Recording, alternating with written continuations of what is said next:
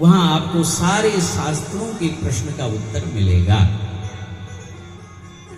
उद्धव से आज्ञापित होकर के विदुर जी हरिद्वार की ओर चले मैत्रेय मुनि के पास। मैत्रेय मुनि ब्राह्मण हैं और विदुर जी क्या हैं? दासी पुत्र हैं। लेकिन कि जाति पाति पूछ ही नहीं कोई, हरि को भजे सो हरि को होई। जहां भक्ति का संबंध हो जाता है ना भजन का, वहां न जाति होती है न बिरादरी होती है, वहां केवल भक्ति का संबंध होता है। विदुर जी ब्राह्मण हैं और विदुर जी दासी पुत्र हैं। मैत्रेय मुनि ब्राह्मण हैं और जैसे ही मैत्रेय मुनि ने विदुर जी को आते हुए देखा, दौड़ लगा दी, अपने गले से लगा दिया। आज मेरी कुटिया में आप जैसा संत कैसे आए बताओ? विदुर जी बोले, देखो मैं शास्त्रों में शंका नहीं करता, शास्त्रों में कुतर्क करना अपराध है, ध्यान देना। शास्त्रों में कभी कुतर्क मत करो। हाँ, जिज्ञासा करना अपराध नहीं है, जिज्ञासा कीजिए। मैं कुतर्क नहीं करता, मैं जानना चाहता हूं इस सृष्टि को परमात्मा क्यों बनाते हैं। सृष्टि में कोई दुखी तो कोई फिर सुखी क्यों? कोई दुखी है और कोई सुखी है। किसी के पास सुख है तो अपार है, किसी के पास दुख है तो अपार है। ये सृष्टि में कोई दुखी तो कोई सुखी क्यों? और तीसरा, भगवान भक्त को बचाने के लिए तरह तरह के अवतार क्यों लेते हैं? कभी वो वामन बन जाते हैं, कभी वो नृसिंह बन जाते हैं, कभी वो राम बन जाते हैं, कभी कृष्ण बन जाते हैं, कभी कच्छप बन जाते हैं, कभी मत्स्य बन जाते हैं, कभी परशुराम बन जाते हैं।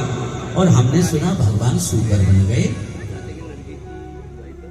भगवान वाराह बन गए, क्यों? तब जाकर के मैत्रेय मुनि ने सृष्टि के प्रसंग को विस्तार से कहा और अंत में बोले, विदुर जी, संसार में जो कुछ भी परिलक्षित होता है ना, वो भगवान की, जो कुछ भी दिखाई देता है भगवान की क्रीड़ा है।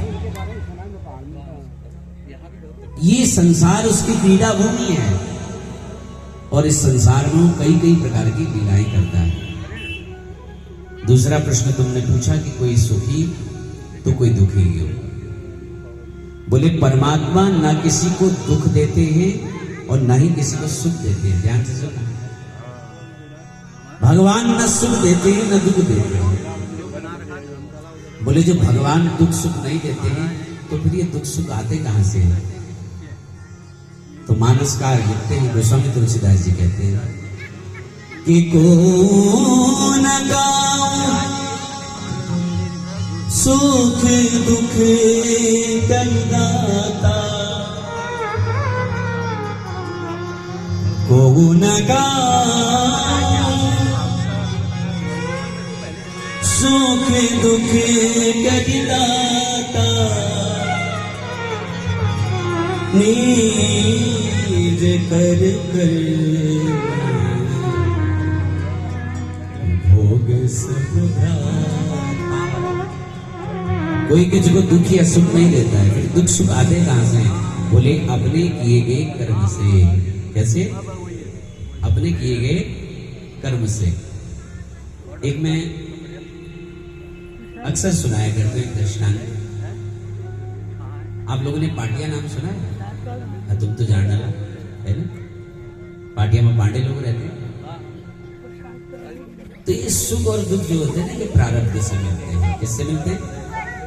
हमारे जीवन में जो भी घटना घट रही है, इसका किसी न किसी प्रारब्ध से इसका कारण है।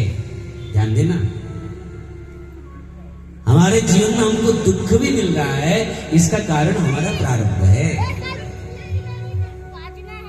तो पाटिया में एक पंडित जी हुए जिनका नाम था श्री वल्लभ पांडे।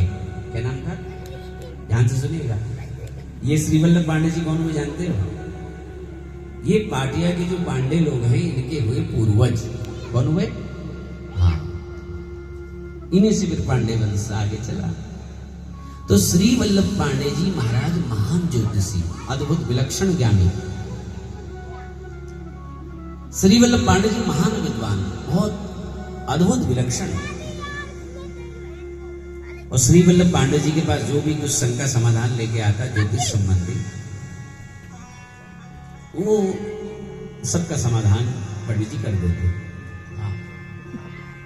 जैसे भगवान के धाम से कोई खाली नहीं जाता ना, जैसे उनके वहां से कोई खाली नहीं जाता था। अद्भुत विलक्षण। तो एक दिन उन्होंने कोई जजमान आ है ना, तो पंडित जी घर वाले जो आंगन में झाड़ लगवाने से जजमान आते, जजमान ने पूछ ले उनको इजा काशन पंडित जी उनको भिदेर मरनल और कहानल। क्या बोला? बोले भिदेर मरनल और कहानल। बड़ा अजीब लगा जजमान को, बड़ा अजीब लगा। बोले पंडित जी इतने बड़े विद्वान और ये ऐसी। मैंने पूछा पंडित जी कहाँ है? बोले अंदर मर रहा होगा। और कहाँ होगा? उसको बड़ा अजीब लगा।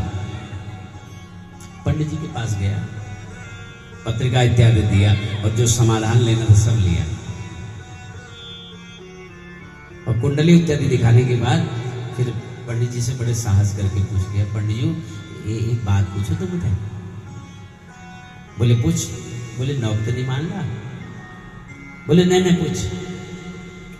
बोले पंडित जी सबो कुंडली मिलाने भया तुम है ना, सबो नाड़वेद देवसा खड़काष्टक देवसा गुण मिलो छा गण मिलो छा, मतलब तुम अपन को नहीं मिलाई। क्या हो भैया यश के कौन से? बोले ना बात यश सुनो पंडित जी, मी बिहार में होने से तो मैं इष्ट पूछी कि पंडित जी का सन उन्होंने को भिदेर मार लो। अब मुझे समझ में नहीं आया कि ऐसा क्यों। आप इतने बड़े विद्वान हो, इतने विलक्षण विद्वान हो, और आपकी श्रीमती ऐसी, आप आत्मदेव वो धुंधुली है। मैं आपसे जानना चाहता हूं गुरुदेव ऐसा क्यों? आप तो विद्वान व्यक्ति हो, आपके घर में भी ये सब होता है क्या? बोले देख भैया यशु प्रारब्ध, कैसु यह प्रारब्ध। पूर्व जन्म में मी काऊ छी, कैसी मी काऊ छी, और जो मैं घर वाले छी हो यो छी भैंस, कैसी हो यो भैंस छी और मी काऊ छी, और मी ये पुठ में भवे ये ठोंग मारी छी। हाँ ये विचार पूछो हलो कौन सी मैं आगे कर सी, मैं पिछाड़ न जाए, पिछाड़ कर सी मैं आगे न जाए, लेकिन मीन ठूंग मारण नहीं छोड़, मीन हमेशा एक ठूंग मारी। और आज भी मेरा प्रारब्ध बन गया है वो, जो भैंस थी ना वो मेरे घर वाले बन गए और मैं काऊ बन गई, मैं आदि। अब यो ठूंग मारी। हाँ और मैं सहन करता हूं, और मुझे ये सहन करना पड़ेगा, इससे हम भाग नहीं सकते। जो मिला है वो भोगना ही पड़ेगा, ये ध्यान दीजिए। उससे आप पीछा नहीं छुड़ा सकते। यदि उससे पीछा छुड़ाने की सोचोगे तो आगे फिर वो तुम्हारा पीछा करेगा, याद रखना। जो मिला है वो तो भोगना ही पड़ेगा, ये निश्चित है। को न गाँव सुख दुख करी दाता, निज कृत कर्म भोग सब भ्राता। कोई किसी को दुख सुख नहीं देता है, ये हमारे कर्म के अनुसार ही हमको भोगने पड़ते हैं। और तीसरी बात तुमने पूछी थी कि व्यक्ति को बचाने के लिए परमात्मा अवतार को धारण करते हैं। बोले देखो जो वेद के अनुसार कर्म कर रहा है, सत्कर्म कर रहा है, आचरण कर रहा है, उस आचरण करने वाले सत्कर्म करने वाले व्यक्ति को कोई कष्ट पहुंचाता है तो परमात्मा उसकी सुरक्षा के लिए अवतार धारण करते हैं। अवतारों में उनका वराह अवतार भी है। तुमने पूछा भगवान सुकर कैसे बन गए, तो एक कश्यप महाराज हुए। कौन हुए? कश्यप महाराज। 13 उनकी पत्नियां, उसमें से सबसे बड़ी पत्नी का नाम है दिति। क्या नाम है? दिति। एक दिन दिति ने कश्यप जी से कहा, मेरी जितनी भी बहनें हैं सब पुत्रवती हैं, मुझे भी पुत्र होना चाहिए। सहवास की कामना करती। कश्यप जी ने कहा, देवी ये सायंकाल का समय है, संध्या का समय है, और इस समय किया गया जो गर्भाधान है उस गर्भस्थ शिशु पर भूत प्रेतों का असर होता है, क्योंकि सायंकाल का समय ये काम सुख के लिए उपयुक्त नहीं है। क्यों? क्योंकि इस समय भगवान शिव अपने गणों के साथ आकाश मार्ग में विचरण करते हैं। लेकिन दिति ने कश्यप जी की धार्मिक बातों का अनादर कर दिया और दिति की दुराग्रह के आगे कश्यप जी झुक गए और उनको श्राप दे दिया कि तुम्हारे 2 बालक तो होंगे लेकिन दोनों असुर होंगे, राक्षस होंगे।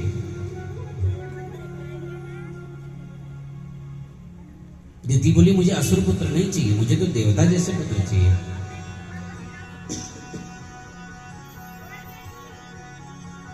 कश्यप जी ने कहा, बीच का असर लेके मैं कहां जाऊं? तुम्हें 2 पुत्र तो होंगे, वो असुर तो होंगे, लेकिन तुम्हारे पुत्रों को मारने के लिए, तुम्हारे पुत्रों का उद्धार करने के लिए साक्षात नारायण अवतरित होकर के आएंगे।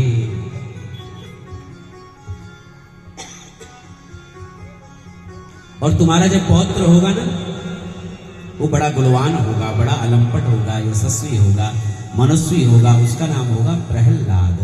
क्या नाम होगा? प्रहलाद। दिति को अच्छा लगा और दिति के गर्भ का प्रकाश अभी से बढ़ना लगा।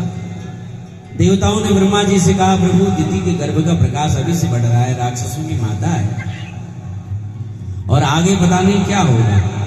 तो ब्रह्मा जी ने कहा, दिति के गर्भ में जो बालक है वो कोई साधारण बालक नहीं है। वो कौन है? बोले, तौ तो पार्षदो मह्यम जयो विजये कदरथी कृत्यमां बदगो भयक्राता मतिक्रम। ब्रह्मा जी ने कहा, मेरे 4 मानस पुत्र हैं, सनक, सनंदन, सनत कुमार, सनातन। ये मेरे 4 मानस पुत्र एक बार वैकुंठ में मेरे दर्शनों के लिए आए भगवान नारायण के, और जय और विजय ने इनको रोक दिया कि आप भीतर नहीं जा सकते।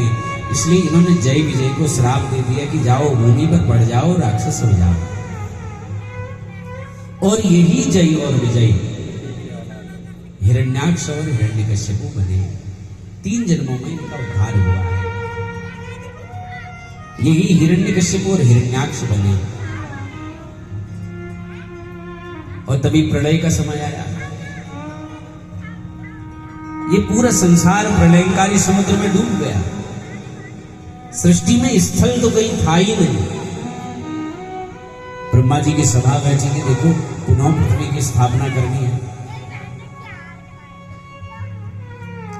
और ब्रह्मा जी सोचने लगे, ब्रह्मा जी की सभा चल रही है, तभी ब्रह्मा जी को बात करते हुए छींक आए